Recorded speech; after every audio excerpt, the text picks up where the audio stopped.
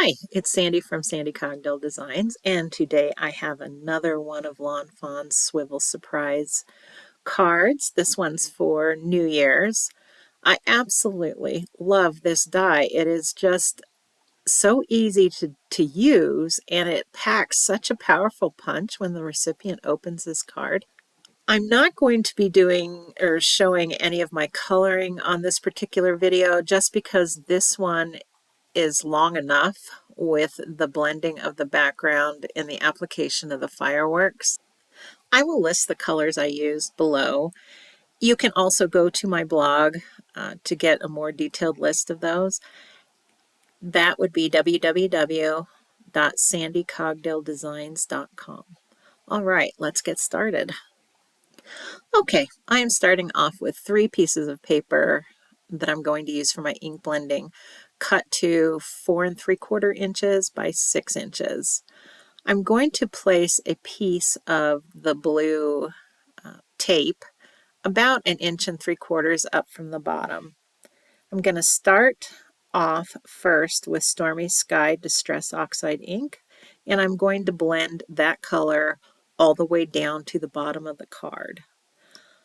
Then I'm going to use Faded Jeans, and I'm going to blend from the bottom of the card up, but leaving just the smallest amount of the Stormy Sky showing. That is going to be my, I guess it's going to be my lower horizon line. I'm going to have the mountains above that, but I definitely want a difference between the Faded Jeans and the Stormy Sky Distressed ink. Once I have that blended the way I want it, I'm going to peel up that blue tape, being very careful to not rip my cardstock that's underneath there. And I'm going to start getting ready to place my mountain range. I'm going to use that same blue tape though to mask off what I've just ink blended. And when I put that back down, I'm just going to leave the smallest amount of that ink showing so I don't have a harsh white line when I start blending my mountains.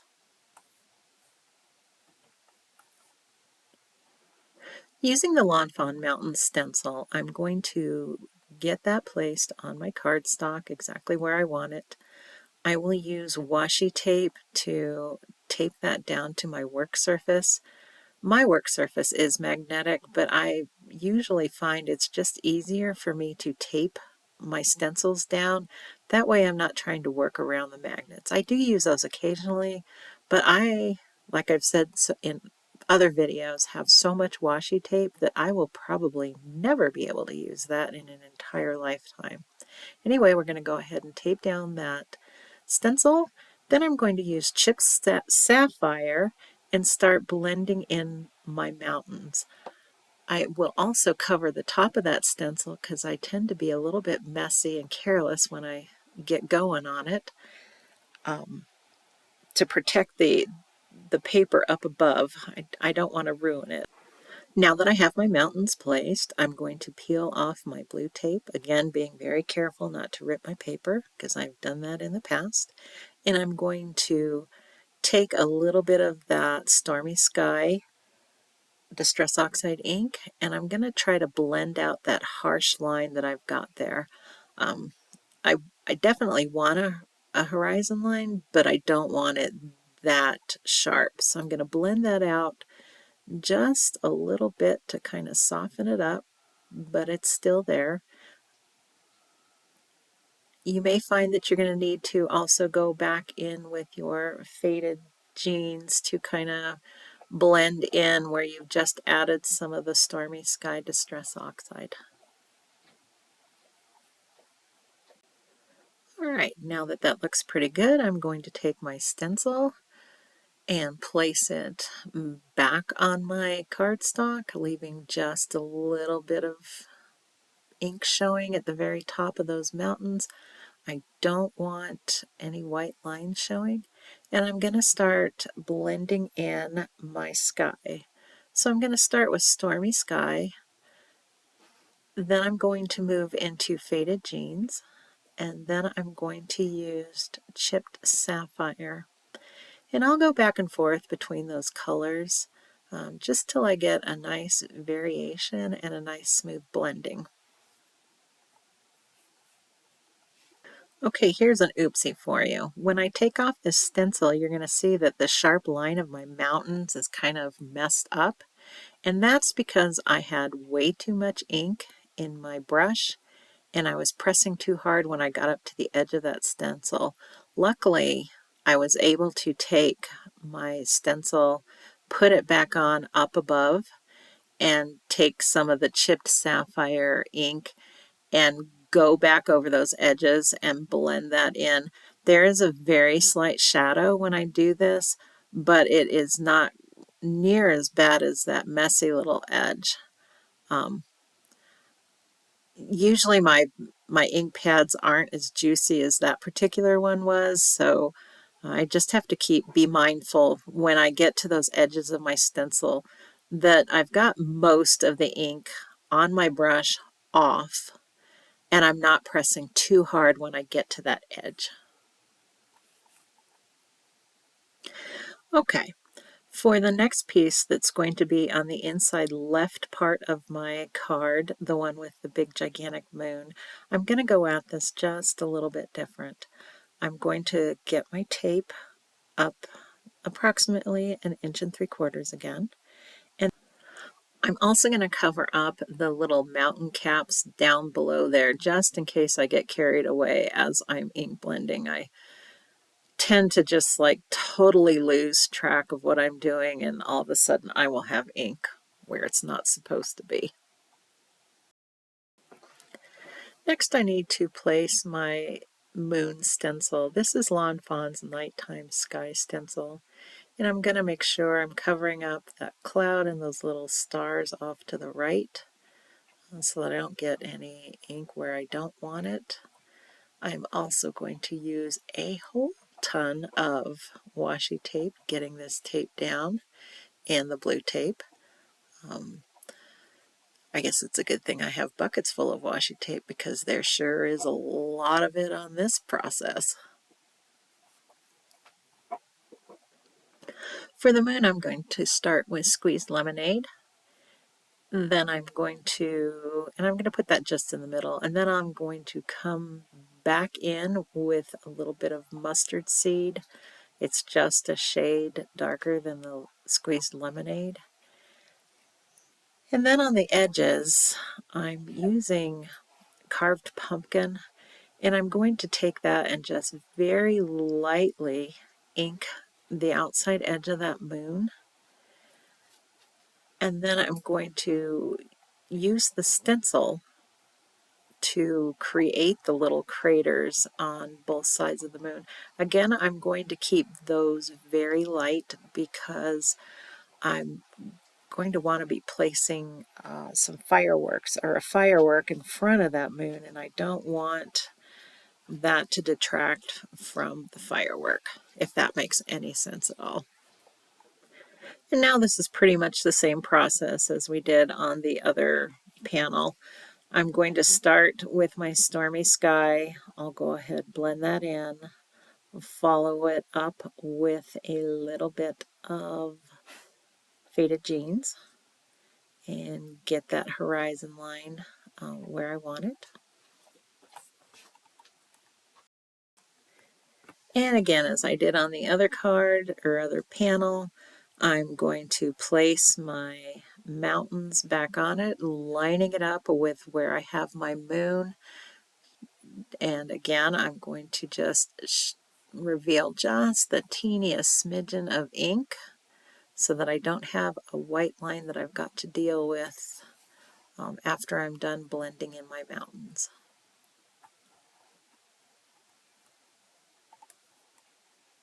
All right, now I need to mask off my mountains and my moon and get to inking that background. I am going to take real care and a little bit of time to make sure that I'm showing just a smidgen of my mountains and I've got that moon lined up just right.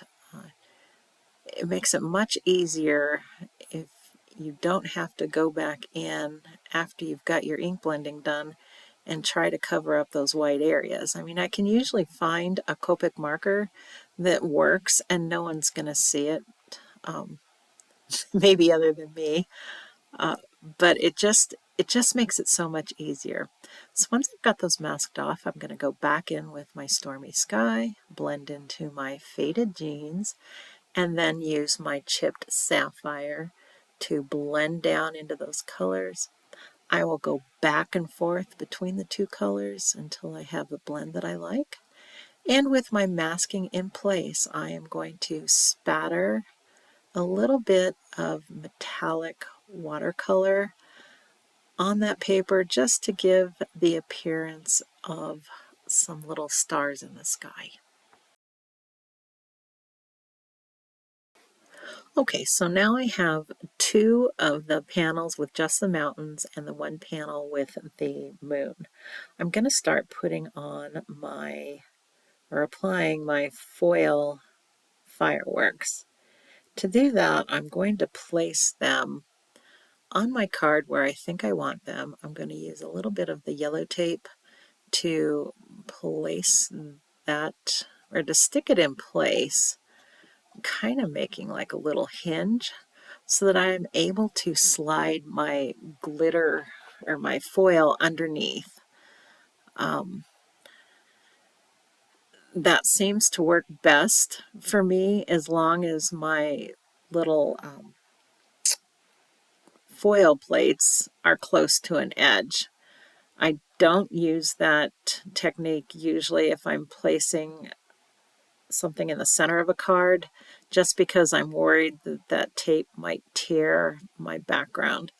So I've got my two fireworks placed. I'm going to cut small pieces of the foil, just big enough to go underneath that foil plate, trying to remember that the pretty side of the foil goes to the plate side, not the back side. I can't tell you how many times I have run that through my machine only to put foil on my foil plate and not on my card. So again, I'm going to get my pieces of foil placed underneath those fireworks and then put them in my glimmer machine, run it through my die cut machine, and if everything goes perfect, I will have a couple of fireworks in this sky. Okay, that looks like those turned out just fine. I always get really nervous when I do this on something that I've inked, especially one that I've spent this much time on. The last thing I want to do is to have overfoiling or have it not work at all or just spotty. But this one's turning out just perfect. I'm very pleased at this point, but I'm still a little worried. I'm going to take my largest of the fireworks and place that in the center of the sky. I will put my foil pretty side to the plate on there. Hanging on to it, I'm going to take it to my glimmer machine, flip it over, and get ready to emboss it on this panel.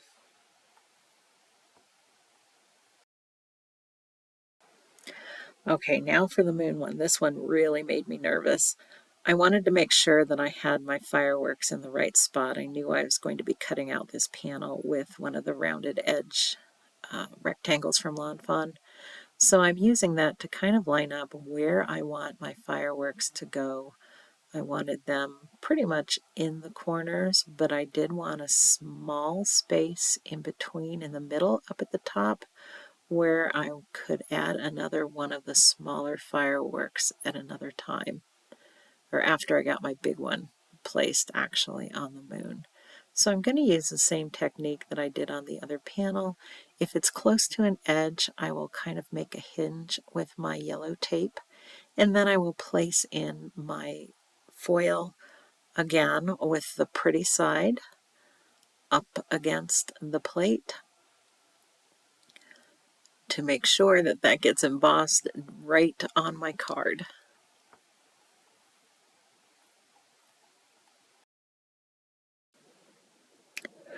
Okay, we're looking good. It's time to put in our larger firework. I'm going to put that right in the center of the moon with my foil pretty side to my plate and get that embossed on my card. And now I'm going to put my fourth firework up in that sky using that same method to sandwich my foil in between the plate and my card. Wow, I am just loving the way these turned out. So now I have got 3 panels done. The one on the very far right, the one that's going to be on the inside right of the card, has the bigger firework over to the side. I didn't have to spend as much time playing around with that one and putting on fireworks because I knew the mechanism of the Swivel Surprise was going to cover most of it, but I still wanted to have some fireworks on that panel. All right, now it's time to start putting everything together. So I'm using the banner that's part of the Swivel Surprise die. I'm going to use Henry's Build a Sentiment Winter to place my words along that arch. So the words I'm using is from Our Home. I would have liked to have put on to yours, but it wasn't long enough, so I'm going to put that on a straight banner piece to finish this sentiment. Once I have that placed exactly where I want it, I'm going to use my stamp block to press it on, and then I'm going to ink that banner.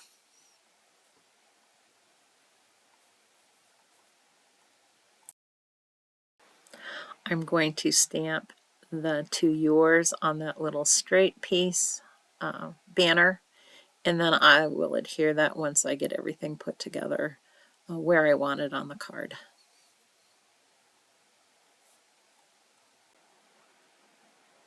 All right, so I've cut my little arm mechanism out of black cardstock. It's an 80-pound, and I'm going to fold on the little fold lines that the die makes when you cut it out.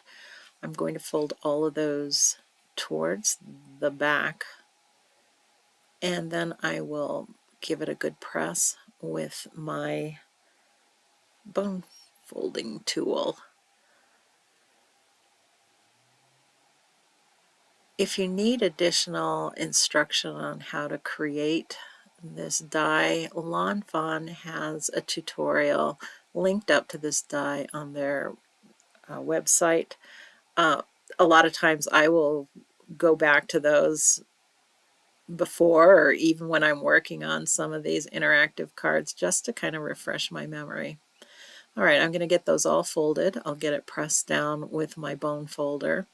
And then I'm going to start to apply some double-sided tape on that one tab that is going to stick to the left side of my card on the inside.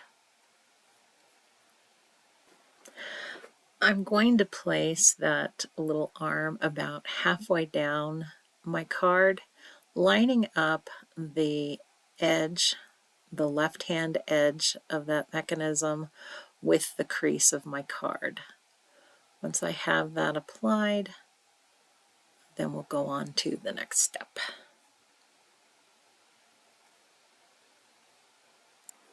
Okay, I'm going to open up the mechanism, and the one piece that kind of pops out looks like a butter knife is what Kelly from Lawn Fawn calls it.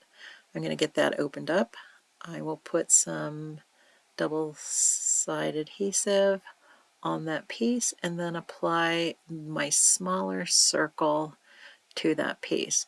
Now the smaller circle is cut out of Spiffy or Speckles paper, and then in order to just kind of soften that edge, I did take a little bit of the Faded Jeans Distress Oxide and just went around those edges just a little bit just to kind of soften that look.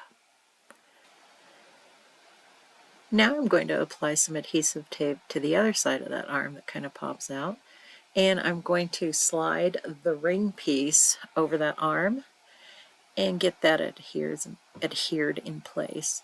That is also cut from Spiffier Speckles pattern paper. I liked how it just kind of blended color-wise with everything else that was going on. In retrospect, I was just actually kind of lucky because I probably should have matched my inks to my paper to begin with. But live and learn. Now I'm going to fold that little rectangle piece on the little fold line that the die cut out and apply that to my little arm, lining up the X's that have also been cut out with the die. That area is way too small to try to use an adhesive tape.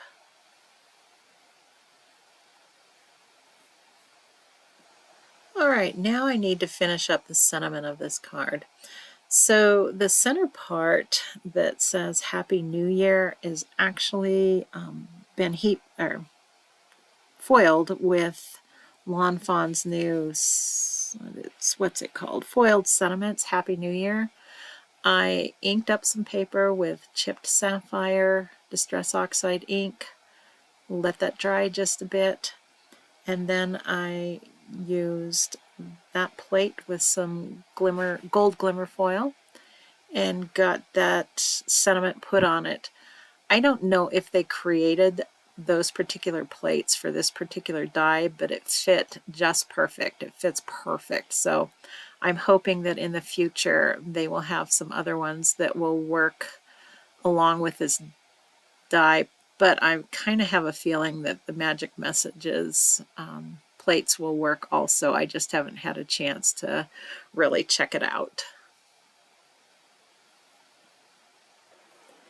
Now that I know that everything is lined up where I want it, I'm going to put some double-sided adhesive on that one tab that is going to stick that mechanism to the left side of my card. I'm using 1/4 inch tape and I'm going to do a double layer of that. Generally a glue girl. I like the the glue as opposed to tape, but I just didn't want to risk it. Again, messing up my dyed panel if I didn't get it on in the right spot to begin with. So I'm going to close that card on top of that tape, and then I kind of open and close that card a bunch of different times.